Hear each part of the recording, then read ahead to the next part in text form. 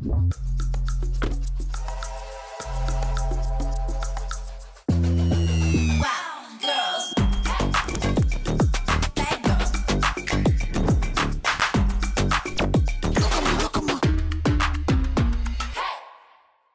Charlotte. Salut Sandra. Ça va, t'es pas trop stressée? Bah écoute, ça va.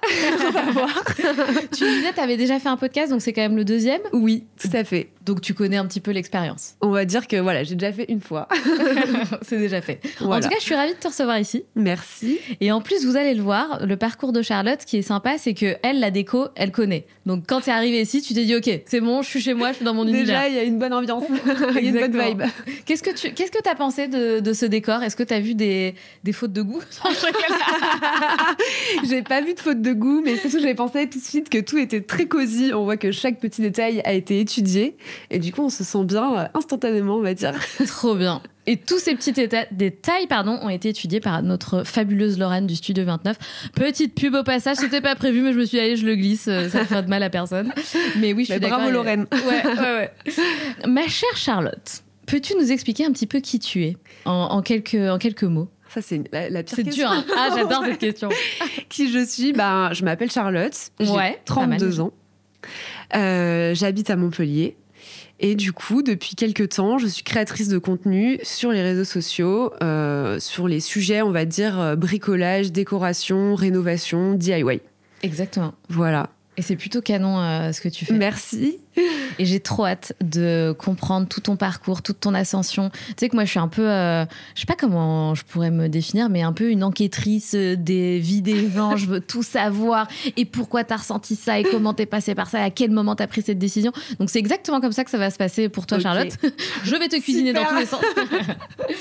Mais donc, ce que je disais à Charlotte aussi tout à l'heure, c'est que j'ai découvert Charlotte il y a, je sais pas, une semaine, 2 semaines, 10 jours, j'en sais rien, quelques jours, parce que tu as fait une vidéo où tu parles de ton histoire et j'ai adoré, j'ai tout de suite accroché et tu vas nous la raconter, cette histoire d'ailleurs, hyper inspirant. Évidemment, une transformation de ouf et t'es passé par des choses pas faciles, si j'ai bien compris. Oui. Mais tu vas nous en parler. Et bien, du coup, je te laisse un petit peu nous raconter ton parcours. Je sais que t'as été salarié, qu'il s'est passé plein de choses pour toi. Est-ce qu'on peut, du coup, faire un petit retour en arrière et nous expliquer un petit peu, peut-être les études que t'as fait, par quoi t'as commencé, quel a été ton premier job et qu'on comprenne comment t'en es arrivé là aujourd'hui. Je suis arrivée là. En fait, moi, j'ai fait des études de commerce. Des études que je n'ai jamais aimées. Ah merde. Ouais. Pas. École de co? École de commerce, ouais. Okay. En fait, j'étais bonne élève à l'école. Et moi, tout ce qui m'intéressait, c'était vraiment tout ce qui était créatif, art plastique, peinture, loisirs créatifs. Enfin voilà, très rapidement, j'ai eu envie de bifurquer vers ça. Mais vu que j'étais très bonne élève, mes parents, ça les a pas super chauffés. Ils me disaient, non, tu vas gâcher tes capacités, voilà. Donc, j'ai un petit peu suivi leurs conseils parce que j'étais jeune et je me disais, eux, c'est des adultes, ils savent ce qui est bien pour moi. Bien sûr. Et donc, j'ai un petit peu écouté mes parents. Donc, j'ai fait tout ce qu'il fallait faire. Je suis allée en S à l'époque. Voilà, comme moi. Bac S, bac scientifique. Quand on parle comme ça, j'ai l'impression d'entendre ma mère qui disait j'ai fait un bac B. Non, maman, on dit plus comme ça. Ah ouais, c'était B. Ouais. Parce que je crois qu'aujourd'hui, on dit plus bac S. Oui, c'est vrai, t'as raison. Mais voilà, j'ai fait le bac S, le latin, le spé maths, enfin voilà, tout ce qu'il fallait faire pour rendre fiers mes parents, on va dire. Et puis, j'ai fait une école de commerce parce qu'ils m'ont dit tu sais pas trop ce que tu veux faire, au moins avec ça va t'ouvrir toutes les portes, la fameuse phrase. Ouais, moi aussi. Et voilà, tu verras après, quoi. J'ai mis un pied dans cette école, je me suis dit, mais c'est tellement pas pour moi. Vraiment, en une seconde, j'avais capté que c'était pas mon univers, c'était pas les personnes que j'avais envie de fréquenter, c'était pas les cours que j'avais envie d'avoir. Vraiment, j'étais pas à ma place. J'étais pas du tout à ma place. Mais, je me suis dit, faut quand même aller au bout. Voilà, je voulais rendre fiers mes parents, je voulais me prouver que j'en étais capable, donc je l'ai fait jusqu'au bout. Après, je me suis dirigée vers le marketing parce que je me disais c'est un peu la partie la plus funky du commerce. Pareil, tout comme toi, tu vois. C'est vrai. Ouais. Je me suis dit comment je fais pour trouver un peu de créativité dans tout ça? Ça va pas être la finance, on est d'accord. Donc, allez, marketing. Et j'ai fait une spécialité produit de la mode parce que pareil, je me suis dit ça va être un peu plus funky, ça va être un peu plus créatif. Donc, arrivé au bout de ça, j'ai fait chef de produit dans la mode. Parce que je voyais ce job comme étant, encore une fois, le truc le plus rigolo, le plus créatif que je pouvais faire avec mes études. Bien sûr. Je pense que c'est pareil, j'ai fait staff et tout de suite, j'ai su que ce serait pas pour moi. Et la boîte était cool, enfin, les gens étaient cool, l'ambiance était bonne, mais je trouvais pas de sens dans ce que je faisais. Donc au départ, il a fallu quand même, on va dire, 1 an et demi pour que j'arrive à maîtriser le boulot. Parce qu'en fait, j'ai eu tout de suite un job de chef de produit, ce qui n'est pas forcément le parcours classique. Tu commences souvent par être assistant. D'accord. Donc ça m'a boosté un peu mon ego. Je me disais, normal, bien sûr. Ouais, c'est super, mes copines, elles sont encore assistantes. Moi, je suis chef de produit, c'est trop bien. Donc il y avait ce côté un petit peu où à travers le regard des autres, je me disais, non mais allez, j'ai quand même de la chance, c'est quand même sympa. Complètement. Voilà, je vivais le truc un peu quand je racontais mon métier et que je voyais les gens se dire c'est super et tout, je me disais ouais allez, c'est super, c'est vrai que c'est super. Mais moi, tu t'auto-persuades quoi. Mais clairement, bah oui. Clairement. Donc il m'a fallu 1 an et demi pour maîtriser le job parce que quand même j'étais super jeune pour ce poste. Donc au départ c'était un peu chaud et j'étais très très sous l'eau. Donc pendant cette année, 1 an et demi, j'ai pas le temps de me demander si j'aime ce taf parce qu'en fait j'essaie juste de le faire. Il y a un moment donné, il y a pas de prise de recul. Complètement. Et de faire ce qu'on attend de toi, de répondre aux objectifs, aux exigences, voilà. Juste d'arriver à maîtriser la charge de travail, mes responsabilités alors que je débarque de ma petite école, que je suis hyper jeune et tout. Ça me laisse 1 an et demi où je me pose 0 question parce que j'ai pas le temps. Juste j'essaie de faire le truc le plus correctement possible. Et puis une fois que je commence à faire le taf, je me dis mais en fait je trouve pas de sens, en fait. C'est pas pour moi. Et là, ça a été très, très, très, très long avant que je me décide, parce qu'en fait, quitter ce boulot, ça voulait dire jeter mes études à la poubelle, ça voulait dire potentiellement mes parents n'allaient plus être fiers de moi. Bon, ça, évidemment, c'est une idée reçue, mais moi, dans ma tête, à ce moment-là, je me dis ça. Et puis, ne pas savoir où je vais. Et puis me dire aussi, mais en fait, si ça se trouve, t'es juste quelqu'un de compliqué, qui sera jamais satisfaite. Ouais. C'est hyper intéressant ce que tu dis, parce que, pardon, je rebondis, je suis obligée. Vas-y. Je pense qu'on est toutes passées par cette interrogation-là. Ouais. C'est le truc de me dire, mais en fait, et si je pars et je ne trouve jamais, enfin, en fait, est-ce que je vais pas juste errer comme ça et peut-être je suis juste quelqu'un de... En fait, je me disais ça. J'ai beaucoup entendu... peut-être de mes parents que j'étais une éternelle Oh là là, mais comme je me reconnais. Ouais, parce que j'ai des exigences, incroyable. parce que j'ai des attentes dans la vie qui peuvent pas peut-être être hautes. Mais du coup, j'avais un peu intériorisé ça. Je me disais, en fait, c'est juste que t'es un peu chiante, quoi. T'es un peu chiante et rien ne te conviendra. Donc ça a été très, très, très, très long. Et à un moment donné, il y a eu le Covid. Le Covid, ça a été très compliqué pour des raisons un peu éthiques. Parce que forcément, c'est du mass market, tu produis en grande quantité. À ce moment-là, on avait les magasins qui étaient fermés, donc on était obligé d'annuler beaucoup de commandes. Annuler beaucoup de commandes, ça veut dire appeler les fournisseurs à l'autre bout du monde, leur expliquer que tout ce qu'on a commandé, on va pas pouvoir soit passer la même chose que l'année dernière. Enfin, voilà, donc eux, ça leur fait des énormes baisses. Moi, éthiquement, c'était un peu... je me disais, waouh, c'est ça mon job en fait là, et c'est chaud. Je suis pas à l'aise. Ouais. Il y avait ça, il y avait le côté aussi où en fait on produit aussi en très grosse quantité. Moi, je suis quand même un peu écolo comme tout le monde, on va dire. Il y a un moment où je me disais, j'ai l'impression de ne pas être du bon côté, je sais pas comment dire, de pas être... je me retrouvais pas en fait dans mes valeurs. Je me disais, j'ai pas envie d'être cette personne qui est là pour acheter... Alors moi, j'achetais des sacs, mais c'est des quantités faramineuses. Ah ouais. On les vend pas tous. On le sait très bien. Et du coup, ça me posait un peu des questions morales. Donc là, ça rajoutait au fait que je trouvais pas de sens. Là, ça rajoutait en plus le fait que je me sentais pas du bon côté des choses, que je me sentais pas alignée avec mes valeurs. En fait, je pense que c'est ça le truc. Je me disais, mais moi, ce que j'apporte dans ce monde, c'est quoi ? Et en fait, c'est pas ça que j'ai envie d'apporter. Je me sentais pas super bien. Donc à ce moment-là, je suis partie de ce boulot. J'ai fait une rupture conventionnelle. Voilà, ça s'est très bien terminé. Super. Et puis à ce moment-là, on avait le projet de bouger dans le sud. Donc on a bougé dans le sud.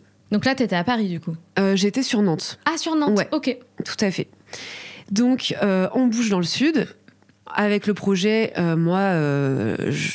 projet très flou. Je savais pas du tout qu'est-ce que je vais faire. Voilà, j'avais l'idée un peu de me dire que j'avais envie d'être à mon compte parce que ça me paraissait pertinent par rapport à ma façon d'être, mon caractère, etc.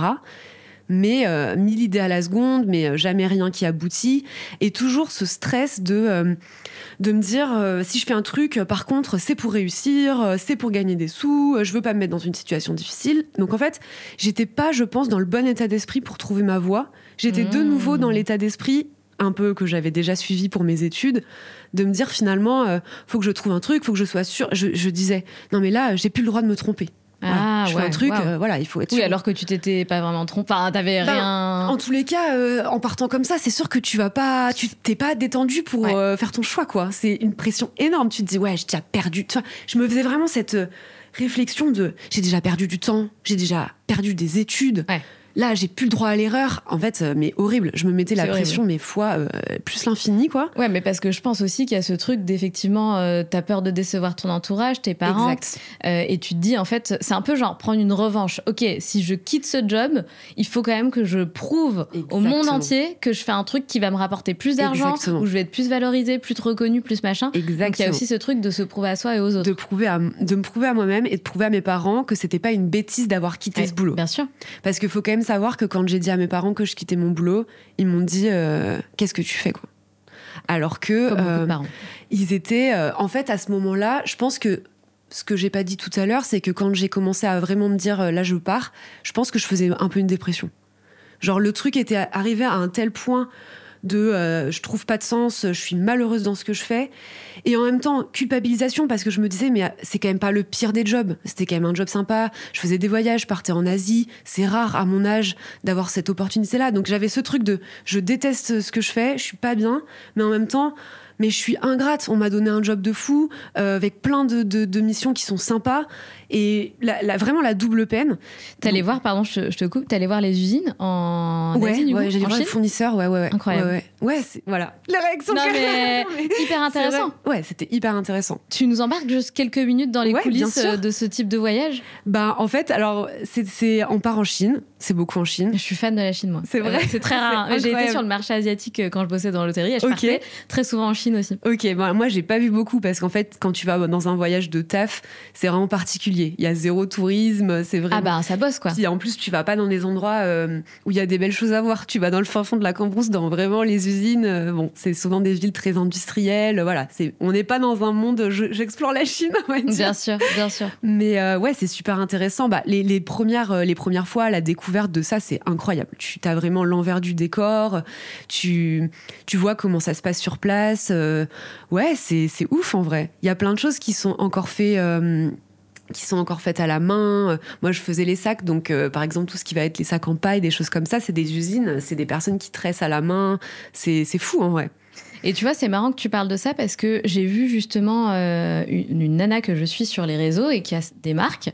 Et en fait, elle parle justement des usines en Chine et elle dit, moi, j'en ai marre qu'on les trash tout le temps à dire oui, la Chine, machin, pas bien, conditions horribles, Elle me dit, moi, je travaille avec des gens en Chine, des ateliers, etc. C'est génial, quoi. Enfin, c'est OK, les conditions sont OK. Enfin, apparemment, de ce qu'elle dit, c'est pas du tout l'image qu'on peut s'en faire. Ça a changé énormément. Voilà. Ça a énormément changé. Je pense que les gens, ils ont la vision de ce que pouvait être la Chine il y a 20 ans. Mais aujourd'hui, par exemple, plein de gens s'imaginent que Made in China, ça veut dire basse qualité. Oui. Aujourd'hui, c'est plus du tout le cas. Ah oui. En fait, aujourd'hui, la Chine, en fait, c'est devenu des experts. Parce que ça fait des années qu'ils font ça. Et aujourd'hui, basse qualité, ça va être transféré dans d'autres pays plus émergents qui, eux, vont se mettre à faire des usines, mais c'est beaucoup plus récent. Donc, en fait, ils ont moins le savoir-faire. En Chine, aujourd'hui, tu trouves des trucs de super bonne qualité. Après, toutes les questions éthiques vont plus être dans le fait que ça voyage du bout du monde. En revanche, quand tu travailles dans une marque, alors évidemment, je connais pas toutes les marques de mass market, mais là où j'ai pu travailler, c'est extrêmement checké. Il y a des contrôles aléatoires. Et en fait, ce qui est en fait juste compliqué, c'est que quand tu bosses avec la Chine, tu as beaucoup de niveaux d'usine, en fait. C'est pas genre, j'ai mon usine, elle me fait tout mon sac. D'accord. C'est en fait, encore... Là, c'est la maroquinerie, c'est un peu particulier, mais bon, si tu parles le plus global, ça va être le textile. Le textile, en fait, t'as plein de niveaux. Parce qu'en fait, à la base, c'est du coton. Après, le coton, il faut le transformer en fil. Après, le fil, il faut le transformer en tissu. Après, le tissu, il faut le couper. Donc, quand t'arrives juste à l'étape de confectionner le vêtement, en fait, derrière, il y a une chaîne qui est monstrueuse. Et ce qui est compliqué, c'est qu'en tant que, si tu veux, en tant que marque, bah, tu peux pas contrôler 28 strates. Toute la chaîne. J'exagère, c'est pas 28, mais tu vois, donc en fait, tu contrôles l'usine qui va te fabriquer le vêtement. Des fois, tu essayes de contrôler 2, 3, 4 strates. En fait, c'est déjà énorme. Parce que les usines, bah, évidemment, tu te doutes bien, t'en as pas une pour faire tous tes vêtements, t'en as un énorme parc. Ah ouais, d'accord. Donc bon, c'est tout un truc qui est un peu, voilà. Mais globalement, ça a quand même énormément changé. Les conditions là-bas de travail, elles se sont vachement améliorées. Et par contre, malheureusement, t'as d'autres pays où là, c'est un petit peu devenu ce qu'était la Chine il y a 20 ans, en fait. D'accord.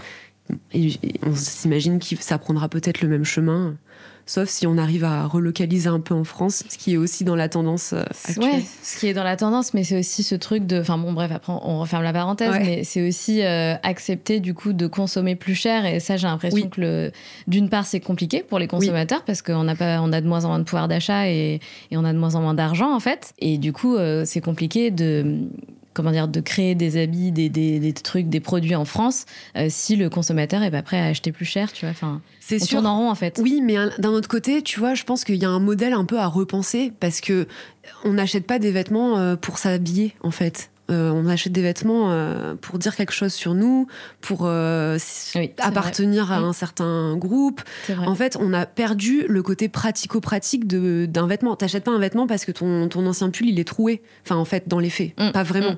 T'achètes un nouveau pull parce que il te plaît, c'est la couleur que t'as envie en ce moment.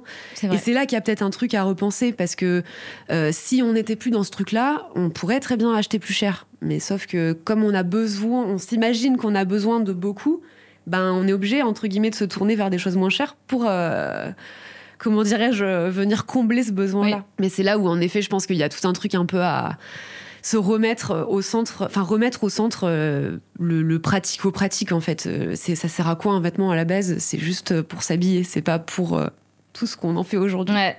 Tu sais, t'as dit tout à l'heure, oui, j'ai eu la sensation de perdre mes études, de perdre tout ce que j'étais en train de faire. Mais en fait, durant tes études et durant cette expérience-là, c'est ce qui t'a aussi permis de faire ce que tu fais aujourd'hui, j'imagine. Même si tu t'en es pas rendu compte tout de suite. Non, mais tu perds pas tout, quoi. Non, mais tu perds jamais tout. De toute façon, toute expérience est enrichissante. Mais tellement. Mais tu vois, c'est la vision faussée sur le moment quand tu as... Bien sûr. Évidemment que maintenant, je me dis plus du tout ça, et que je suis très contente d'avoir fait le parcours que j'ai fait, et tout ce que ça a pu m'apporter, je le vois. Mais sur ce moment-là où t'es un peu à te questionner dans tous les sens et que t'es pas bien, et que voilà, t'as un peu ces pensées-là qui sont déformées. Bien sûr. Sont clairement déformées. Mais voilà, il y avait ça, tu vois, les voyages en Chine. On faisait aussi beaucoup de voyages qu'on appelait des shopping, qui sont en fait des voyages pour aller un petit peu voir ce qui se passe dans la concurrence, s'inspirer, essayer de... C'est pas voir la concurrence, mais c'est plus essayer de capter, c'est quoi les couleurs de la saison, les choses comme ça. Donc en fait, on partait à l'étranger, dans des villes qui sont hyper mode, et on se baladait dans les magasins. Quand je disais ça à mes copines, moi en fait mon taf de temps en temps, c'est d'aller à Londres pendant 3 jours faire du shopping. C'est énorme. Forcément, les gens, ils avaient des yeux comme ça. Puis moi, je me disais, ouais, c'est vrai, j'ai de la chance. Mais bon, ça suffit pas en fait à trouver. Non, bien sûr. Tu vois, le problème, c'est que c'est sympa sur le papier quand tu le racontes, mais à la fin de ta journée, ce qui fait que tu sens que t'es bien dans ce que tu fais, c'est quand même si tu trouves du sens ou pas. Oui. Tu vois, t'as beau mettre une liste de ouais, en vrai, c'est bien parce que je vais en Chine voir les fournisseurs, c'est hyper intéressant. Ok, c'est bien parce que je fais du shopping. C'est bien parce que à la fois mon taf, c'était aussi choisir les produits. Moi, je suis créative et tout, pouvoir me dire que je fais le sac que je veux, que je vais voir le fournisseur, que je lui dis, tu vas me faire ça, mais tu vas peut-être me mettre telle couleur. Là, on va mettre une boucle dorée. Là, c'est ouf quand même comme job. C'est sympa. C'est génial. Mais quand tu le racontes, c'est vraiment sympa. En vrai. Mais quand je le racontais, quand je m'entendais le raconter, tu disais waouh, c'est génial. Je me disais, en vrai, il est cool mon taf. Pourquoi je me plains ? Enfin, c'est juste qu'à la fin.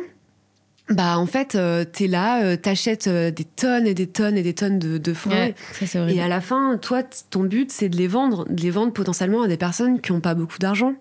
Et comment ton questionnement de tous les jours, c'est comment je fais pour refourguer un maximum de sacs à des gens qui n'en ont pas besoin. Ah là là, vois, dit comme dur. Ça, c'est affreux. Mais c'est vrai, mais c'est ça le job, c'est ça le marketing. Ouais, tout à fait. Toutes les techniques, moi je me rappelle à l'école, on va t'expliquer qu'en fait, comment on fait quand tu veux vendre plus de dentifrice mais que t'as 0 budget pour faire de la pub. Comment tu fais ? T'agrandis le trou du dentifrice. Comme ça, les gens ils mettent plus de dentifrice, ils en achètent plus. Le marketing, c'est ça en fait. Non mais. C'est affreux. Mon Dieu, moi je veux pas savoir, je préfère être dans le déni. Non mais c'est vrai. Je repense toujours à cette prof qui nous avait raconté ça, et incroyable. Sais, j'avais acheté une fois, tu sais, le truc pour laver par terre, ils avaient fait pendant un temps, c'était vachement la mode de mettre du hyper concentré. Donc t'achètes une boîte plus petite, mais t'en as 3 fois plus parce qu'en fait tu le dilues plus, machin. On avait acheté ça avec mon mec.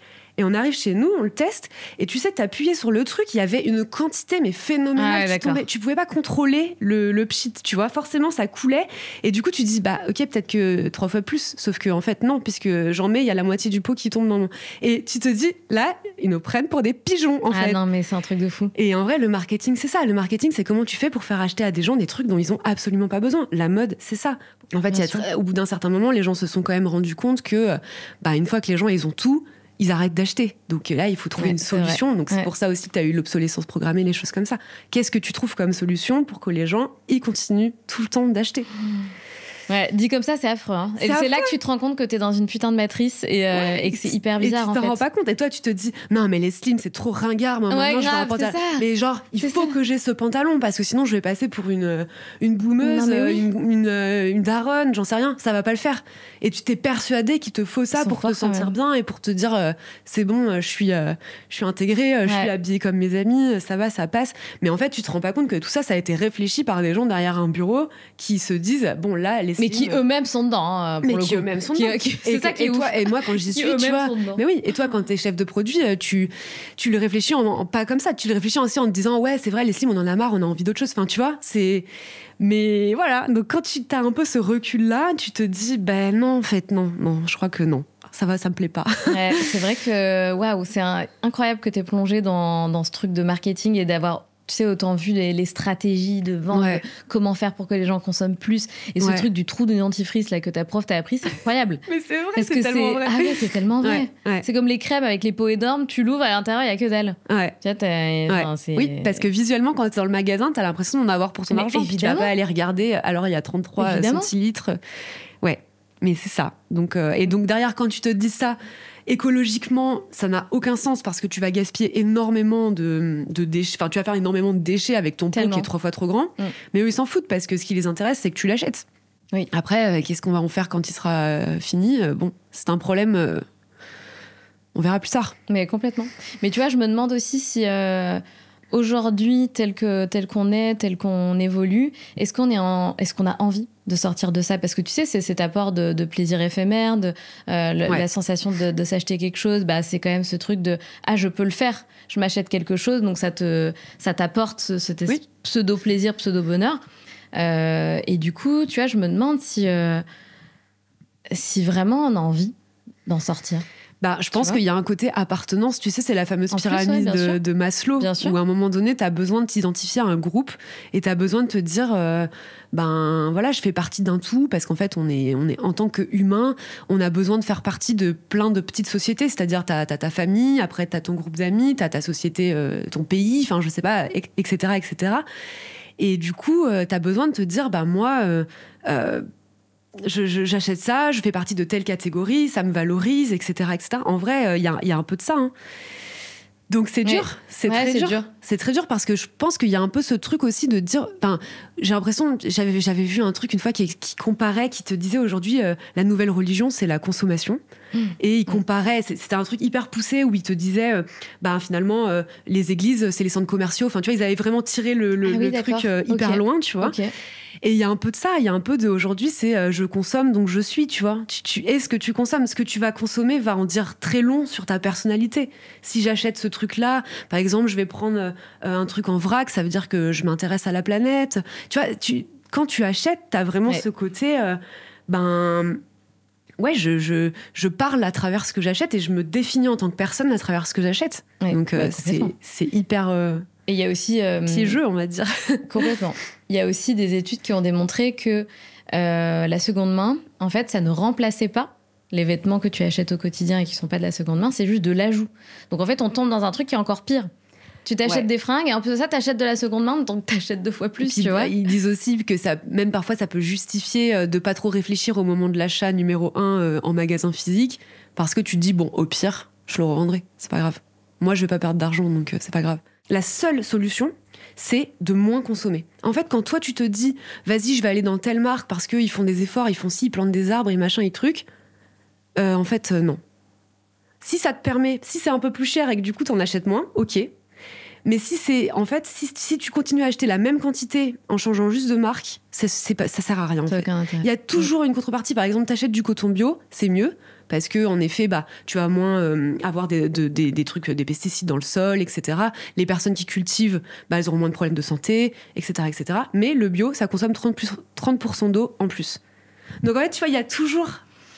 Refermons la parenthèse et revenons, parce que c'est un sujet qui est, qui est passionnant. Mais oui, mais bien sûr, c'est la solution. Bon, elle vient de plein de choses à mettre en place. Voilà.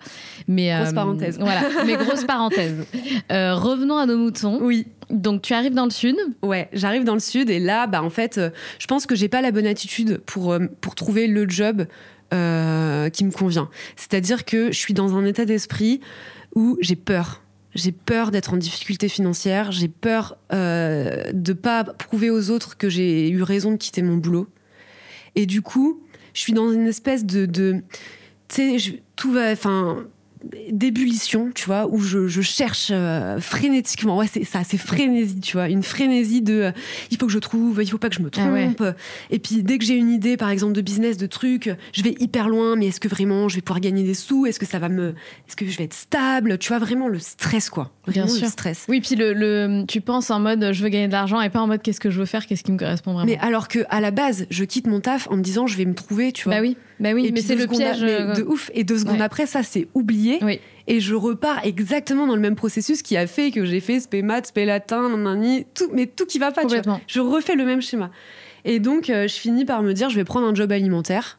Et puis comme ça, je vais un peu prendre le temps de faire les choses et tout. Je me fais embaucher dans une boîte en tant que commerciale pour vendre... en gros, elle faisait des mariages dans un domaine. Et moi, je deviens commerciale, donc il faut que je fasse visiter le domaine, voilà. Essayer de vendre le lieu, quoi. Et pareil, j'y trouve pas de sens et je m'y plais pas du tout. Puis le temps passe et en fait, si tu veux, le truc qui est censé être un machin pour 3 mois, j'y passe 7 mois. Mais tu sais, je pense que si c'était rien passé, j'aurais jamais bougé de là, en fait. J'étais trop retournée dans ce truc dans le système. Il m'avait fallu un tel courage pour quitter mon boulot la première fois que là, c'était pareil, j'étais bloquée, quoi. Et en fait... du jour au lendemain, je me réveille avec un problème à l'œil. Enfin bref, j'y vois pas très bien de l'œil gauche. Moi, je me dis, on s'en fout, j'irai voir, comment ça s'appelle, un ophtalmo, quoi. Et en fait, non, il y avait une personne, il y avait la sœur de mon mec qui a son mari qui est médecin. Et il me dit, non, tu vas à l'hôpital maintenant. Ah bon ? Moi, je dis, ok, voilà, je vais à l'hôpital.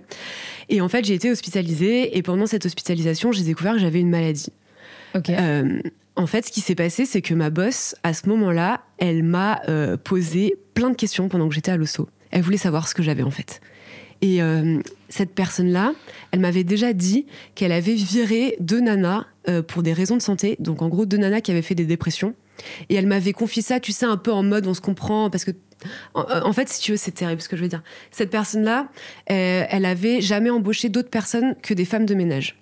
Et elle avait un peu ce mépris, tu sais, mépris de classe, un peu genre les femmes de ménage, voilà, elles sont pas comme moi.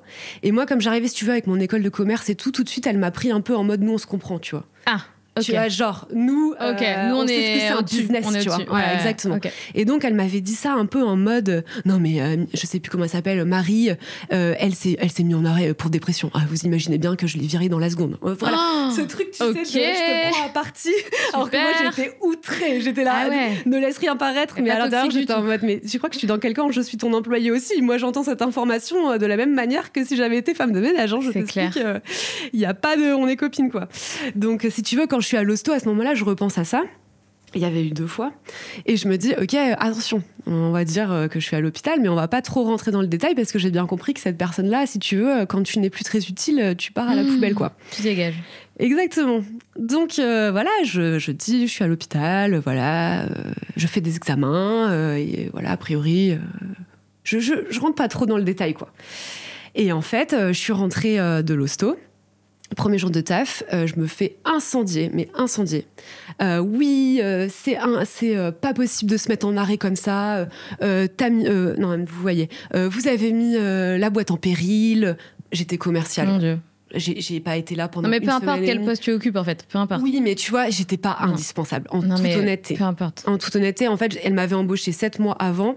Et avant ces 7 mois, il y avait personne à ma place. Tu vois, donc j'étais pas le truc. Non, mais des fois, tu peux avoir quand même un poste où si t'es pas là une semaine, mais bon, il se passe des trucs, tu vois. C'est ta santé. Non, mais bien tu sûr. vois. Non, mais en soi, c'était C'est inadmissible de faire ça. Mais tu vois, je veux dire, je pourrais comprendre que t'es stressé si la personne que t'emploies, elle est indispensable à ta boîte, tu vois, ce qui n'était pas mon cas, en toute franchise. Mais passons. Ouais. Donc, tu vois, genre, vous êtes mis en arrêt. J'étais en mode, je me suis pas mis en arrêt. J'étais à l'hôpital. Genre, on m'a pas demandé mon avis. C'était Non, genre, ils m'ont dit, OK, vous êtes hospitalisé. Tu vois, c'est pas genre, j'ai un petit peu mal au ventre, je vais aller voir le médecin. Tu avais quoi? Alors, je préfère pas en parler. D'accord. Comment dire? En gros, je suis très à l'aise avec le sujet. Oui. Auprès de mes proches, auprès de tout mon cercle. Oui. Sur les réseaux, j'ai pas encore dit le nom de ma maladie et je t'explique pourquoi. C'est quelque chose que tu portes encore. Ouais, je suis malade et je guérirai jamais. Et d'accord. Voilà, c'était une grosse découverte. Je préfère pas en parler, tout simplement parce que c'est quand même une maladie qui est super grave. Les proches à qui j'en ai parlé ont eu des réactions super inattendues. Et des fois des réactions qui ont été très dures pour moi. En fait, les gens qui n'ont pas l'habitude de côtoyer la maladie, des fois ils disent des trucs, tu t'y attends pas et t'es pas prêt. D'accord. Du type, c'est des trucs qui sortent, tu vois, sans qu'ils y pensent, mais du type, je connais quelqu'un qui a eu ça puis qui est mort, tu vois. Putain, t'es là, waouh. Information que je ne veux pas, tu vois, c'est genre, waouh, ok, d'accord. Ou alors, typiquement, ma mère, quand elle a su, quand je suis rentrée de l'hosto, c'était tous les jours un article de journal sur la maladie et comment faire pour, tu vois, et j'étais là, maman, stop, ça va pas le faire. Tous les matins, je peux pas lire le nom de la maladie sur mon portable, tu vois, je vais péter un câble. Et en fait, vu que c'est mes proches, je peux leur dire, fais pas ça, s'il te plaît, ça me rend ouf. Là, je suis suivie par 180 000 personnes. Si je dis le nom de ma maladie et que ne serait-ce qu'un petit pourcentage se met à m'envoyer des articles de machin, je pense que ce sera incontrôlable. Tu vois ce que je veux dire ? Je suis 100% alignée avec ça. Je pense que peut-être un jour, j'oserais en parler, mais pour l'instant, j'ai pas le courage. T'as pas le besoin, surtout peut-être J'aimerais bien, en vrai. J'aimerais bien. Mais le truc, c'est que j'ai trop peur du côté incontrôlable du truc. Et en fait, vu que c'est pas je peux pas pouvoir passer, tu vois, mes journées à dire aux gens, il faut pas que tu m'envoies ce type d'article. Ouais, c'est clair. Ou à dire, waouh, ce type de... En fait, les gens, ils disent des trucs, parfois, ils se rendent pas compte, quoi. Donc, je suis pas prête pour l'instant. Voilà. Okay. Mais bon, pour t'expliquer le truc, c'est une maladie qui est grave, duquel on ne peut pas guérir. D'accord. Voilà, qui ne va pas me tuer, mais qui potentiellement peut me laisser fortement handicapée. Donc, c'est super stressant, quoi. Okay. Moi, à ce stade de ma vie, j'avais 30 ans, 29, on va dire.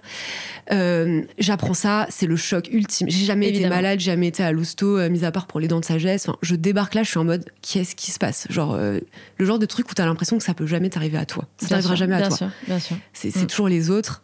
Et tu vois, c'est ouf parce que j'ai une copine qui a eu un cancer, une copine très proche qui a eu un cancer l'année d'avant.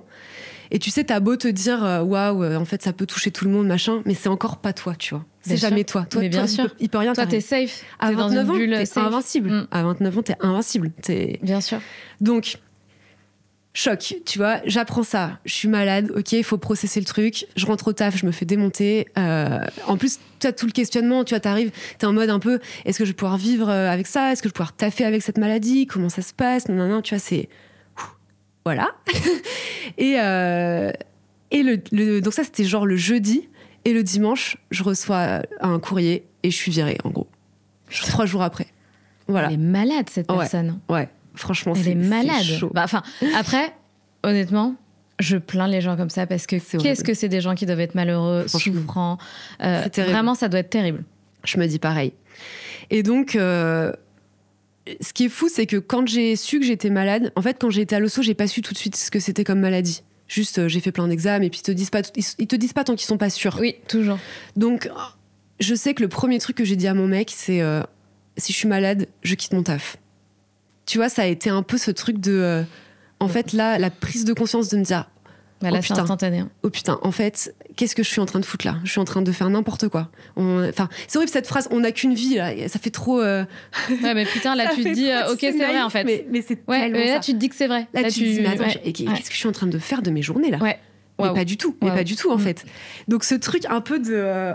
ok, mais ouais, d'accord, on va remettre les choses en perspective. Et donc, bon, j'ai pas eu l'occasion de quitter mon taf, du coup, vu que je me suis fait virer. Voilà, c'était express. Voilà, c'était... Cadeau, un cadeau, un petit cadeau, voilà, un cadeau déguisé. Cadeau de la vie. Voilà, c'est ça. Mais en même temps, ça a été la claque supplémentaire, tu vois. Oh, parce que Alors, pas de claque, pas de truc en mode oh non, les boules, j'aimais trop ce taf. Non. Tu vois. Oh, j'adorais ma manager en non, plus. Les boules. Mais ce truc, quand même, de te dire waouh, mais en fait, ça peut être ça aussi, le salariat, tu vois. Tu sais pas avec qui tu bosses. Oui, merci de le rappeler. Ouais, absolument. tu vois. Tu peux vraiment côtoyer des personnes qui sont des personnes détestables. Immondes. Ouais. Et qui te traitent. Parce que moi, à ce moment-là, j'ai quand même la sensation, tu vois, l'image qui me vient, c'est de me dire. Je suis comme une imprimante défectueuse, tu vois. Là, elle a vu que je suis défectueuse, elle me met à la poubelle, tu vois. Il y a eu vraiment cette douleur-là, tu vois. Horrible. C'est en fait, tu sais, on dit les ressources humaines. Là, je me suis dit, je suis vraiment une ressource, tu vois, une ressource humaine. Oui, bien sûr. Au même titre que l'imprimante cassée qui part à la poubelle, là, elle se dit, oula, elle est un peu cassée, je vais la mettre à la poubelle, Absolument. tu vois. Ça a été un peu ce choc-là. Donc, pas de désespoir de perdre un taf de ouf, mais ce truc de me dire, waouh, ok, d'accord. Je suis un peu un objet, en fait. Donc ça a été un peu dur. Et ce qui a été surtout très dur, c'est que la suite de ça a été un licenciement, mais horrible. Mais genre, tu peux même pas imaginer. Putain. Parce que elle, dans son délire, elle était persuadée que j'avais bien cherché, quoi. Je m'étais foutue en arrêt, tu vois. Que tu t'étais moquée d'elle, quoi, en gros. Ouais, de ouf. Et donc, ça en est suivi. Ça a été infernal. Elle m'a accusée d'avoir... Parce que je faisais commercial, mais je faisais aussi les réseaux sociaux en parallèle. Elle m'a accusée d'avoir volé des vidéos, tu sais, que j'avais fait pour mettre sur les réseaux sociaux. Elle m'a dit, oui, si vous ne restituez pas les vidéos, je vous rendrai pas vos documents de fin de contrat. Alors que tu peux pas... ne pas rendre les documents de fin de contrat. Et puis quand t'as pas tes documents de fin de contrat, tu peux pas avoir Pôle emploi, tu vois. Donc Tu t'en fous de ces vidéos, surtout? Bah oui, moi j'avais. Non mais moi j'avais. Elle devait se dire que c'était pour la faire chier, tu vois. Donc évidemment, moi je lui ai dit. Ouais, c'est vrai. Waouh. Un tel sentiment, tu vois, de victimisation et de moi jusqu'au bout je vais. Tu vois, alors que moi à ce moment-là, j'apprends que j'ai une maladie, genre mais vraiment. Les vidéos Instagram, vidéos, elles sont genre à moins l'infini derrière moi, tu vois. J'en ai mais rien à battre. Tout a été comme ça. Quand je suis allée chercher mes documents de fin de contrat, il y avait un huissier de justice. Tu vois le truc qui m'attend. Qui monte sa plaque et tout. Moi, j'étais comme ça, je tremblais, j'étais en mode, mais qu'est-ce que c'est que ce truc? Et là, elle voit que je tremble et elle me fait un sourire jusque-là et elle me dit, mais Charlotte, c'est pas la peine de trembler, hein. Tu sais, ce truc vraiment sadique de prendre du plaisir à voir l'autre mal. C'est monster. Horrible, horrible, horrible. Et du coup, suite à ça, je l'ai foutu au prud'homme, en fait. Je l'ai foutu au prud'homme, mais vraiment avec aucune envie de faire ça parce que moi déjà je déteste tout ce qui est administratif machin mais en plus j'ai peur, tu vois, la justice, le machin, ça me fait hyper peur. Flippant. Je suis le genre de meuf tu remets ta vie entre les mains d'un juge, quoi. Wow. Enfin entre guillemets. Ouais, et puis ça me fait peur, tu vois. Moi j'ai grave peur de me faire arrêter dans la rue, enfin je suis une flippée, tu sais, trop tu sais, je respecte les règles, quoi. Je fais pas des trucs interdits, genre, oui, bien sûr. J'ai pas envie d'être confrontée à des trucs je prends pas trop des risques comme ça, tu vois. J'aime pas. Et là du coup pour moi c'était vraiment dur, tu vois, de me dire là on va y aller, on va pas savoir ce qui va se passer. Surtout que j'ai pris conseil auprès d'avocats et comme j'étais pas restée très longtemps dans la boîte, il y avait pas trop de sous, tu vois, à aller chercher. Et en fait, même si t'as pas envie de réfléchir comme ça, t'es un peu obligé de te dire, moi, je vais investir dans un avocat. Est-ce que derrière, je peux au moins être sûre que je rembourse mes frais d'avocat? Tu vois, c'est obligé. Tu es obligé de faire un peu le calcul. Et au départ du truc, les avocats, ils me disaient limite, franchement. Ouais, n'y va pas, quoi. Ouais, l'histoire, a priori, c'est sûr que vous gagnez. Enfin, voilà, on va trouver des preuves, ça va le faire et tout. Mais vous allez vous prendre la tête, ça va durer 3 ans. Vous allez rien aller chercher derrière. Ouais, puis tu vas, en termes d'énergie, déjà, tu vois, est-ce que c'était. De stress, d'énergie. Moi, maintenant que j'ai cette maladie, je dois pas trop être stressée, machin. Donc, tu vois, la raison aurait voulu que je ne le fasse pas. D'accord. Mais sauf qu'en fait, dans ma tête, je me dis, si je le fais pas, genre, je vais le regretter. Ouais. Non, mais pas, je vais le regretter. Genre, je me sens le devoir, en fait. Ok. Tu vois, je me dis à ce moment-là, il y en a déjà 2 qui se sont fait virer pour maladie, tu vois. Moi, je suis la 3e. Ouais. Et tu vois, je me dis, les 2 d'avant, elles ont été virées en pleine dépression. Quand t'es en dépression, tu vas pas aller au prud'homme. Tu vois, il y a un truc où je me dis, moi, il faut que je le fasse. Je suis responsable, tu vois. Je me dis, si je le fais pas, il va se passer quoi après? Ça continue. Potentiellement, elle va le refaire, j'en sais rien, tu vois. Et à ce moment-là, je me sens vraiment investie d'une mission de me dire, je comprends. J'ai pas envie, mais vas-y, il faut le faire. Et bon, du coup, je l'ai fait. Bon. On va voir, c'est en cours. Voilà. Ah, c'est toujours en cours. J'attends l'issue. Et donc, et ben non, c'est encore. Ça fait donc 10 ans et demi. La suite au prochain épisode, non, ça fait 2 ans, mais c'est long. 3 ans, t'as vu, de toute façon. Ouais. Là, normalement, je vais avoir. J'ai fait les prud'hommes. C'était il y a pas très longtemps d'ailleurs. Et après, t'as le délibéré quelques mois plus tard. Donc après, faut attendre. Puis après, bon, potentiellement appel, machin, donc c'est pas gagné.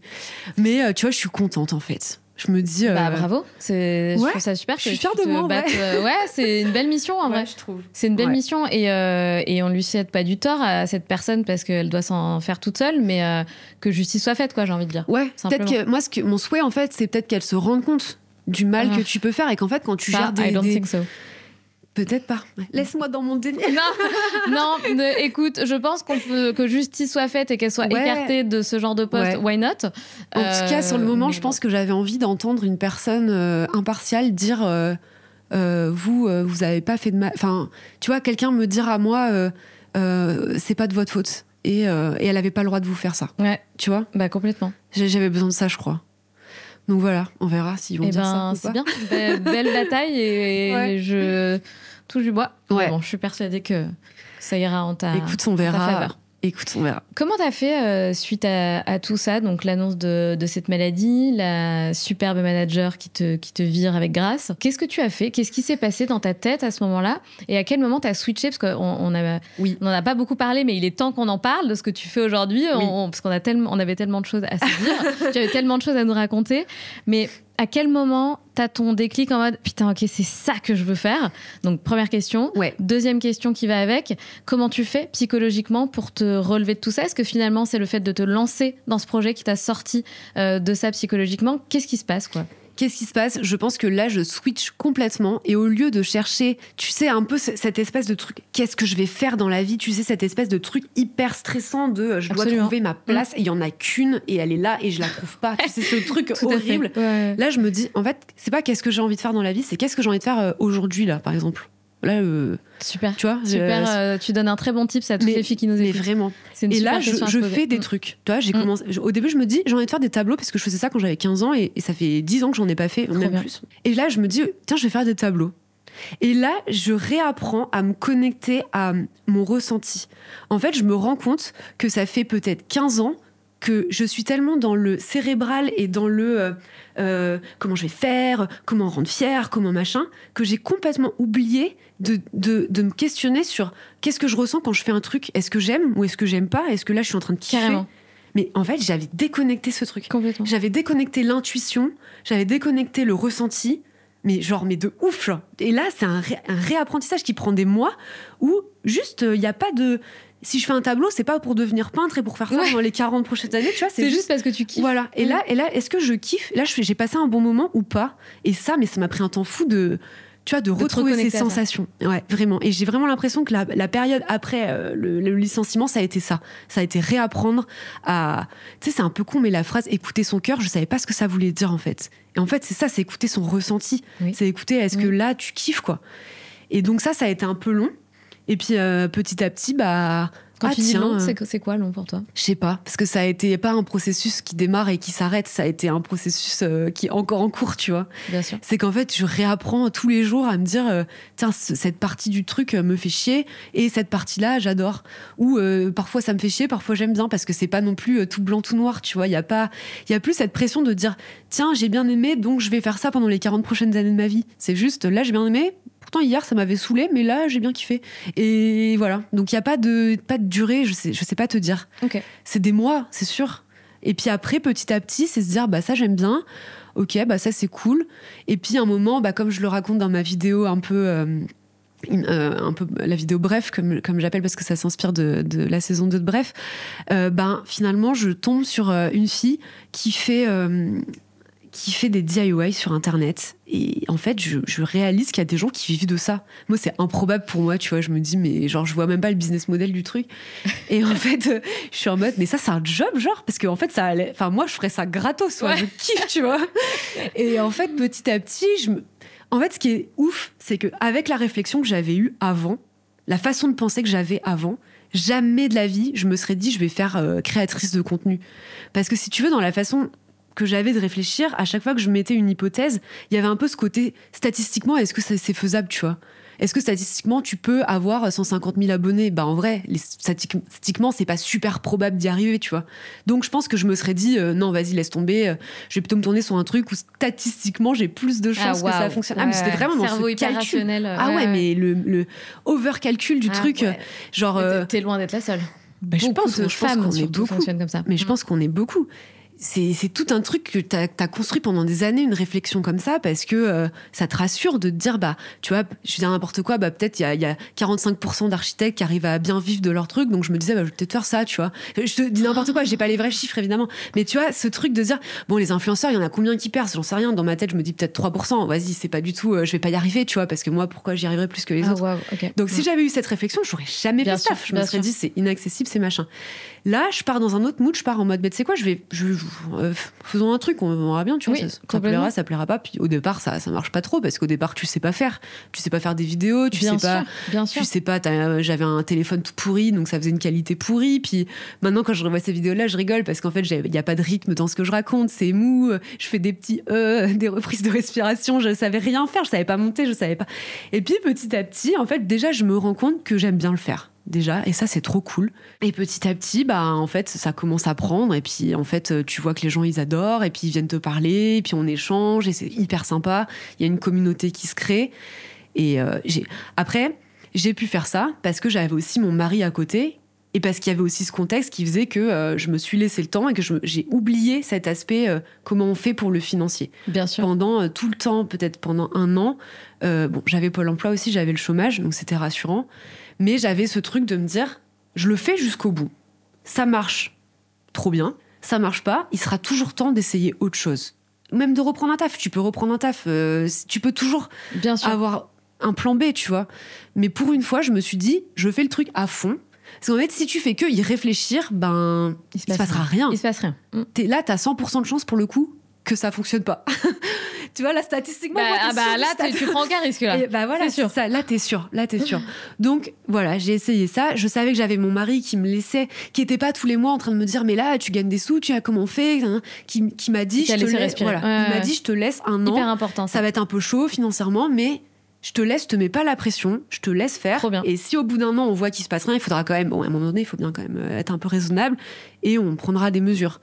Mais voilà, petit à petit. Et ça n'a pas pris tout de suite, ça a été long. Mais par contre, je voyais que ça évoluait de ouf. Donc même si pendant 1 an, j'ai pas gagné de sous, je me disais, mais je vois que ça prend l'ampleur. Donc je me disais, c'est quoi? Déjà, ça me rassure. On verra. Mais voilà. Et voilà, ça a été un autre état d'esprit. Et du coup, petit à petit, tu commences à avoir des contrats, des gens qui te contactent et voilà. Qui a commencé à acheter tes produits? C'était quoi? Quel type de contrat? C'était des particuliers? Non, pas du tout. Moi, je suis rémunérée par les marques. Ah, d'accord. Ouais. Donc de l'influence. Ouais, moi, je fais ouais, exactement. Tu vends pas les produits que tu crées? Pas du tout. Jamais. Ok. Ouais. Je suis créatrice de contenu et je fais de l'influence. Donc, en fait, j'ai une communauté autour de moi qui est passionnée par la déco, qui aime les mêmes choses que moi, en fait, et qui aime un peu mon style, la vibe qu'il y a chez moi, etc., ma maison. Et en fait, je leur propose, chaque semaine, je leur propose un DIY, soit avec de la récup, soit des choses pas très chères. En gros, le credo, c'est un peu de dire, moi, si tu veux, j'ai un peu des goûts de luxe, j'adore les beaux objets et tout ça, mais j'ai pas forcément les moyens. Donc, comment on fait pour avoir un objet un peu dans cette vibe? Alors évidemment, c'est pas de reproduire, jamais, mais comment tu fais pour avoir un petit peu cette inspiration de trucs que tu trouves pas partout, mais à moindre frais, voire parfois même gratuitement, en récupérant des objets dans la rue. Bien sûr. Voilà. Et ça, c'est vraiment ça que je fais. C'est vraiment ça que j'adore. C'est en plus de se dire, après, tu te crées un intérieur qui ressemble à personne, parce qu'on a beaucoup de choses très standardisées aujourd'hui. Oui, c'est voilà. vrai. Donc, comment tu fais pour créer un peu une vibe qui te ressemble? Moi, j'adore les voyages et tout. Donc, comment tu fais pour insuffler un peu ça dans ta maison, te sentir un peu comme à l'hôtel? Moi, c'est un peu mon dream, tu vois, à l'hôtel, en voyage. T'es jamais... t'as l'impression que, voilà, t'es pas chez toi, mais dans un bel endroit, voilà. Et sans trop dépenser. Voilà. Et aussi montrer, tu vois, que t'es capable de faire des trucs. En fait, on se rend pas compte qu'on est capable de faire des trucs de ouf. Mais bien sûr. Après, il y a toute la dimension aussi en tant que femme. Parce que moi, je suis assez féministe et tout. Et du coup, tu vois, comme je suis sur les réseaux, je fais des objets, mais des fois, c'est aussi un peu plus rénovation, tu vois. J'ai rénové ma maison quasi toute seule. Wow. Et j'aime bien aussi, tu vois, ce côté-là de montrer qu'en tant que femme, on est capable de plein de choses, même si... tu vois, t'es un peu le stéréotype de le bricolage, c'est pas fait pour une meuf, machin. On pourrait croire que ça a changé, mais beaucoup de personnes ont ce stéréotype. Et beaucoup de femmes pensent que moi-même, à chaque fois, je suis là, non, mais je vais demander à mon mec. En fait, je dis, mais pourquoi? En fait, fais-le, Sandra, fais-le, apprends à le faire et fais-le. Mais bien sûr. Et en fait, c'est quand t'as l'envie, bien sûr que t'es capable de tout faire. Moi, c'est un peu mon credo maintenant. C'est en fait, je pense que t'es capable de tout faire dans la mesure où t'y mets l'intensité nécessaire. Oui. C'est-à-dire qu'évidemment, si je te dis demain je vais être danseuse étoile, mais par contre je vais faire 0 entraînement, non, ça va être un peu compliqué. Par contre, si demain je mets 100% de mon énergie là-dedans, je sais pas quel pourcentage il faudrait pour que t'y arrives, tu vois, mais en soi, t'es capable de tout faire. Mais bien sûr. Après, la question, elle est, est-ce que t'es prêt à mettre cette énergie là-dedans ? Est-ce que tu es prêt à mettre cette énergie ? Est-ce que tu es prêt à à organiser ton temps pour y arriver ? Moi, là, mon délire en ce moment, c'est hyper délire chelou, j'ai toujours voulu faire le grand écart. Wow. Et du coup, j'ai dit à ma prof de yoga, apprends-moi à faire le grand écart. Okay. Et donc, elle m'a envoyé des trucs, des exercices à faire, que je fais absolument pas, bien sûr. Donc, je vais pas réussir à faire le grand écart a priori. Mais le jour où j'enclencherai ce truc, parce que moi, je me mets dans des challenges tout le temps, là, de faire mes petits exercices d'étirement de hanches, machin, tous les jours, je vous jure qu'un jour, I will do the grand écart, même si ça me prend 2 ans. Mais ce que je veux dire, c'est que j'ai 35 ans. Si aujourd'hui je veux me mettre à faire le grand écart, c'est possible. Bien sûr. Tout est possible et c'est un peu, ça rejoint ce que tu dis. Et juste pour info, j'ai regardé une vidéo que tu as faite évidemment, d'une lampe absolument incroyablissime. Alors, c'était une lampe un peu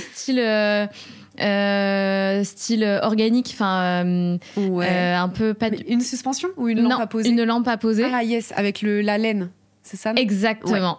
Ouais. Et ça m'a fait délirer parce qu'en fait, tu vas loin dans le processus. C'est-à-dire que même pour le socle de la lampe, pour pas qu'il fasse tout léger comme une boîte de céréales, tu le remplis de quelque chose pour que ça fasse genre un matériel lourd. Quoi. Je déteste les DIY légers. Carrément. Non, mais en fait, ça me rend ouf. Des fois, je vois des vidéos qui sont trop stylées, mais moi, je me dis, ça pèse 2 grammes. Et c'est no-go pour moi. Parce que j'aime pas qu'on se rende compte que quand c'est léger, tu sais que c'est pas tu sais que c'est de la crotte. Tu sais que c'est un DIY. Et moi, le but, c'est qu'à la fin, tu saches pas que ce soit un DIY. J'adore. Parce qu'à la fin, tu penses que ça a été foutu comme ça, quoi. C'est ça mon but. Et il n'y a pas des particuliers qui t'ont déjà demandé de venir retaper leur maison en faisant tout en DIY? Alors, tu fais pas ce genre de projet? Non, je fais pas pour l'instant parce que j'ai encore des travaux à faire chez moi. Mais t'as eu des demandes? Mais ça pourrait. Après, attention, parce que je suis pas artisan ou artisane, je sais pas si on peut dire artisane. Donc j'ai pas le droit, si tu veux, je peux pas faire de la plomberie. T'as besoin en fait d'avoir derrière les artisans, ils ont une garantie décennale. Ça veut dire que s'il y a un problème, ils doivent revenir. Ils sont assurés pour ça. Derrière, ils ont une formation.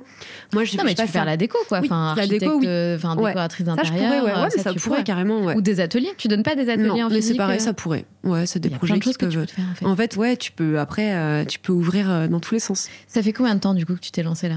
C'est une bonne question parce qu'il n'y a pas eu, je sais pas trop où positionner le départ. Parce que si tu veux, au tout début. Tes premières vidéos? Ouais, mais les premières vidéos, je les fais depuis hyper longtemps. Ah bon? Ouais. Mais alors, quand t'as quitté cette super manager, 2 ans et demi alors. D'accord. Mais tu vois, au départ, il y avait t'en faisais déjà? Ouais, parce que en fait, j'ai rénové une première maison quand j'habitais à Nantes. Et déjà, à l'époque, je racontais un petit peu, mais tu vois, en aucun cas pour faire un truc professionnel, juste parce que ça me faisait rire de partager, tu vois, mes travaux, tu vois. Mais il n'y avait pas de visée derrière. C'était vraiment comme un compte Insta, comme t'as avec tes potes, quoi. Enfin, tu vois. Et pareil, quand je suis arrivée donc sur Montpellier, j'ai rénové la 2e maison. Et pareil, j'ai partagé, mais au départ, vraiment sans... Il n'y avait pas de visée pro, d'intention business, quoi. Exactement. Donc, je ne sais pas où mettre le curseur. Mais tu avais déjà, du coup, une communauté ou non, pas vraiment. Non, et qu'est-ce qui a fait que ta communauté, aujourd'hui, a atteint 180 000 abonnés? C'est ta régularité, la qualité des vidéos, un peu des deux? Je pense que tu as quand même un peu des règles sur Insta. Typiquement, la régularité, c'est un peu nécessaire. Mais je pense que ce qui a fait que j'ai réussi à avoir une communauté, j'ai l'impression que c'est dès lors que je propose des DIY qui sont un peu uniques et qui vont surprendre, où là, en fait, les gens s'abonnent parce qu'ils se disent ok, ça, je l'avais jamais vu. Tu sais, t'as souvent des trends sur un Insta où il va y avoir un DIY qui va être refait plein de fois et ça prend un peu de l'ampleur. Et parfois, je l'ai fait aussi parce que avant de faire des DIY... En fait, moi, la façon dont je vois les trucs, c'est qu'avant de faire la création de contenu, je fais d'abord pour ma maison, en fait. Donc, des fois, j'ai envie de faire un meuble parce que ça me plaît. Et je me rappelle d'un truc, j'avais fait un petit meuble en en travertin, qui avait été beaucoup fait. Et il y a eu un abonné qui m'a écrit un commentaire du genre ça fait 3 ans qu'on les voit ces tables. Et en fait, tu sais, j'ai répondu super naïvement, bah oui, mais moi j'en avais besoin maintenant. Enfin, tu vois, ce truc de, en fait, vous voyez que je fais des vidéos pour vous, mais c'est aussi un peu pour moi, en fait. Bah oui, cette table, elle me plaît, et du coup, moi je m'en fiche que ça a été inventé il y a 3 ans. J'ai envie de la faire maintenant. Voilà. Donc ça, c'est tu le fais parce que tu as besoin, comme je fais des DIY toutes les semaines, je peux pas inventer un nouveau DIY que personne n'a jamais vu toutes les semaines. Donc complètement. Tu es obligé un petit peu de suivre un peu les trends, tu t'inspires les uns des autres, et c'est normal, tu vois. Mais quand je fais des trucs, par exemple, j'ai fait mon canapé, je l'ai fabriqué. T'as fabriqué ton canapé? J'ai fabriqué mon propre canapé. How is that possible? Tu sais, je voulais une banquette un peu comme tu vas trouver au Maroc. Ils appellent ça des sédaris. Tu sais, c'est des banquettes un peu en béton. Sur lequel t'as un matelas. Ah, j'ai vu la vidéo, et d'ailleurs ça m'a fait rire parce que t'as dit bon, maintenant par contre je peux plus bouger mon canapé. Voilà. Et en fait, si tu veux, je voulais faire ça, mais le problème c'est que souvent ils font ce genre de truc dans des maisons traditionnelles, c'est super beau et tout, c'est vraiment la vibe que j'aime bien. Mais le problème c'est pas hyper confort parce que c'est dur, c'est en béton. Oui. Donc moi j'ai voulu faire ma version, mais je voulais que ce soit confortable comme un vrai canapé parce que j'ai pas d'autre canapé, c'est mon seul canapé. Donc j'ai un peu réfléchi, ça m'a pris, mais je pense au moins 1 an de réflexion pour tout réfléchir, et j'ai fait en fait un canapé qui est habillé de béton, mais si tu veux c'est comme un lit, il y a vraiment des lattes, un vrai matelas de lit, voilà.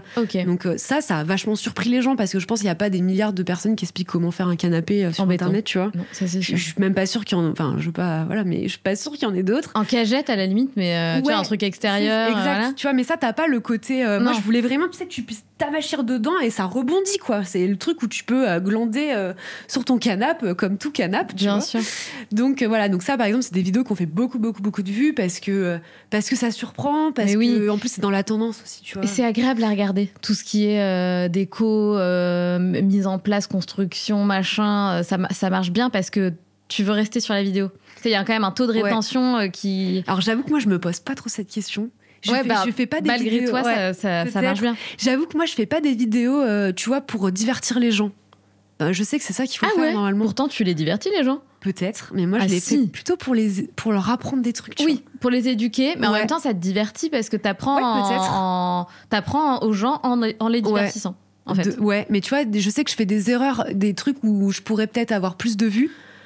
Tu vois, je montre à mon mec et puis il me dit c'est trop long, c'est un peu chiant, tu vois. Et je lui dis mais je m'en fous. Moi, je veux que les gens ils comprennent comment. Je veux qu'ils puissent le refaire, tu vois. Toi, tu me dis c'est trop long parce que toi, t'as pas le temps. T'es là, tu regardes ton truc, toi, ça t'intéresse pas parce que lui, ça l'intéresse. Bah oui, c'est pas la cible. Non, nous, on veut savoir comment t'as collé les petites gouttes, comment t'as fait le socle plus dur, etc. Parce qu'après, t'as plein de vidéos, tu vois, où il y a pas forcément de voix off, où c'est juste super beau, ça va vite et c'est bien décoré. T'as un bel endroit, tu vois, pour faire le truc. Mais si moi je vois cette vidéo et que à la fin j'ai pas compris comment il faut faire, chiant. Ça me saoule. C'est chiant. Ouais. Donc j'ai vraiment cette volonté-là, tu vois. Je trouve que c'est super que tu restes sur une volonté authentique et pas justement tomber dans un truc marketing. Tu peux en faire des trucs plus genre ASMR, machin, voilà, ok, génial. Mais je trouve ça super que tu restes dans ta volonté première et qui touche à tes valeurs profondes. Du coup, apprendre aux gens comment faire et peut-être économiser de l'argent ou te faire une jolie maison sans trop dépenser, sans trop. C'est là que j'ai mon consommer. sens, en fait. Tu vois. Absolument. En fait, je pourrais très bien me dire, je vais regarder toutes les règles d'Instagram, c'est quoi qui fait que les gens restent plus sur une vidéo, faire des trucs vraiment parce que ça fait des vues. Mais là, je perds le sens. Parce que moi, ce qui m'intéresse, c'est de dire aux gens, regardez, vous pouvez faire ça, c'est trop sympa et tout. Et puis bon, t'as 200 000 abonnés, tu vois. C'est pas comme si t'en avais 100.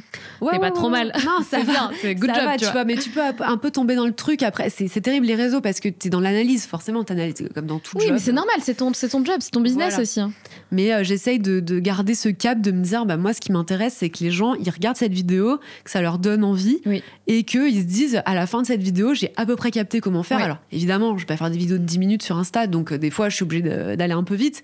Mais je leur dis bien, mais posez-moi les questions, venez me parler en message privé. Faites-moi un vocal, je réponds à tout le monde. Alors, des fois, c'est un peu long. Mais j'essaye, tu vois, même encore avec mon nombre d'abonnés aujourd'hui, je réponds à tout le monde. Si je réponds pas, c'est vraiment que j'ai sauté le message sans faire exprès, quoi. J'ai vraiment cette volonté d'avoir de l'échange. Pour moi, c'est une communauté, tu vois, où c'est trop bien. On est là pour s'apporter. Des fois, je bloque sur des trucs, je vais demander. Là, en ce moment, j'aménage mon jardin. Je suis nulle pour me projeter à l'extérieur. Je sais pas pourquoi, ça me bloque carrément beaucoup plus que l'intérieur. Mais du coup, je dis aux gens, voilà, j'ai telle idée. Puis des fois, ils m'écrivent, ils me font des vocaux, ils me disent, mais non, regarde, tu vas pas enlever cet arbre, c'est dommage. Tu vois, c'est une famille. Ouais, grave, on est là, ça apporte des trucs, tu vois. En vrai, et on clôturera là-dessus, on a beaucoup de chance d'avoir aujourd'hui l'opportunité de se créer notre propre communauté. Ouais. C'est exceptionnel. Je pense qu'on minimise ce truc-là, et je pense que peut-être, je sais pas, on serait peut-être même tous plus heureux si on avait tous notre petite communauté, petite ou grande soit-elle, peu importe comment tu la développes, mais je trouve que ça apporte beaucoup d'amour, beaucoup de choses, beaucoup de reconnaissance. Je trouve ça incroyable, en fait. Puis, en fait, quand tu penses à une reconversion, c'est incroyable ce que les réseaux ont apporté. Oui. C'est que finalement, avec les réseaux, il y a beaucoup de choses que tu peux faire par toi-même, tu vois, sans forcément avoir fait des études, tu vois. Enfin, c'est tout con, mais tu vois, je pense à Hugo Décrypte. Tu vois, c'est fou à quel point lui, tu vois, il a pas cherché à aller se faire embaucher quelque part. Il s'est dit, je vais faire mon truc, et ça a cartonné. Ça cartonne. Et tu vois, plein de personnes peuvent se dire, je peux trouver une audience. Tu vois, même t'as envie d'être créatrice de bijoux, t'as envie de, je sais pas, t'as plein d'options où tu vas finalement pouvoir trouver par toi-même sans forcément. Avant, tu pouvais pas faire ça, en fait. Ça augmente l'égalité des chances, en fait. Je trouve. Tu vois. Et ça, c'est exceptionnel. Peu importe d'où tu viens, ton nombre d'études, on s'en tape, en fait. Ça réseau, il n'y a pas de règle. Les cartes. Et il y a un peu ce côté. Il n'y a pas de piston, tu vois, sur Instagram. Bah non, c'est ça. Tu peux arriver. C'est fini les élites, on s'en tape en fait, on n'a plus besoin de ça. Non, mais c'est vrai, tu vois, il y a quand même certains métiers où il y avait un peu ce truc de faut connaître quelqu'un, faut se faire un peu intégrer là-dedans. Ça redistribue. Tu peux arriver de n'importe quel milieu, tu peux arriver avec n'importe quel background, t'arrives, tu dis aux gens, moi en fait ma passion c'est de faire ça. Il y a une autre nana aussi que je suis, Enora Hop, je sais pas comment on prononce, elle fait des vidéos un peu style film, tu vois, comme si elle était réalisatrice. J'adore. Mais je trouve ça. Tu sais, je vois ces vidéos, je me dis, mais cette meuf, elle s'est dit, mais moi, je vais le faire, tu vois. Ouais, mais complètement. Mais c'est ça, en fait. Typiquement, tu vois, l'industrie du cinéma, on sait que c'est hyper fermé, il y a des codes, il y a des trucs. Et ben, justement. C'est quoi, je vais le faire. Et elle a une communauté de dingue. J'adore. Et genre. Tu peux me devenir actrice sur les réseaux sociaux. Mais de ouf. Tu peux attirer l'œil. Le nombre de personnes qui font des blagues et puis qui finissent par être humoristes. Bien sûr. Ils ont créé. Mais tu te dis, mais les cartes, elles ont été redistribuées. Et c'est une énorme opportunité quand t'as envie de changer de taf, en fait. Complètement. Voilà. T'as une petite carte devant toi. Normalement, on le fait au début, j'ai complètement zappé. Donc, c'est la dernière invitée qui a écrit ce petit message pour toi sans savoir qui tu étais, évidemment. Est-ce que tu peux la lire à voix haute et y répondre, s'il te plaît? Dans quelle temporalité est-ce que tu vis? Présent, passé, futur, et pourquoi? Je sais qui c'est. Enfin, je viens de capter, parce qu'il n'y a pas écrit, mais bref, je viens de me rappeler qui c'est. Alors, présent, passé, futur... je pense que si on reprend un peu l'histoire que j'ai racontée, je pense qu'avant j'étais très dans le futur, tu vois, parce que j'analysais tout, je faisais tout en fonction de qu'est-ce que ça allait m'apporter plus tard. Et je pense que toute la phase, comme je te disais, où j'ai eu cette reconnexion à qu'est-ce que je ressens, etc., ça a été aussi un apprentissage de retrouver le présent, en fait. C'est ça, finalement. Évidemment. Une des clés. Le côté, je m'interroge sur qu'est-ce que je ressens maintenant, c'est le présent en fait. Donc je dirais qu'aujourd'hui je suis dans le présent. Surtout avec la question que je rappelle, se demander qu'est-ce que j'ai envie de faire aujourd'hui. Ça te remet dans le c'est présent. sûr que là tu réfléchis pas pareil. Tu nous fais un petit mot de la fin en regardant la petite caméra du milieu? Une petite phrase de fin, ce que tu veux. Un message que tu as envie de passer, un mot. Ok, alors cette caméra-là. Ouais. Allez. Tu fais coucou Alexis derrière. Coucou Alexis. Alors moi, je pense que le mot que j'aurais aimé, la chose que j'aurais aimé qu'on me dise au moment où j'avais envie de changer de boulot, c'est qu'on oublie vachement qu'en fait, c'est pas obligé d'être un changement brutal. On voit beaucoup la transition pro comme étant cette espèce de saut dans le vide complètement terrorisant, et de se dire voilà, du jour au lendemain je quitte tout, je prends des risques, parce que financièrement ça peut vraiment faire peur, et en fait c'est pas toujours souhaitable, même souvent pas souhaitable, et ça, il faut aussi s'imaginer que ça te met dans une condition ça te met dans un énorme stress quand tu sais pas si tu vas pouvoir manger le lendemain matin, donc c'est terrible.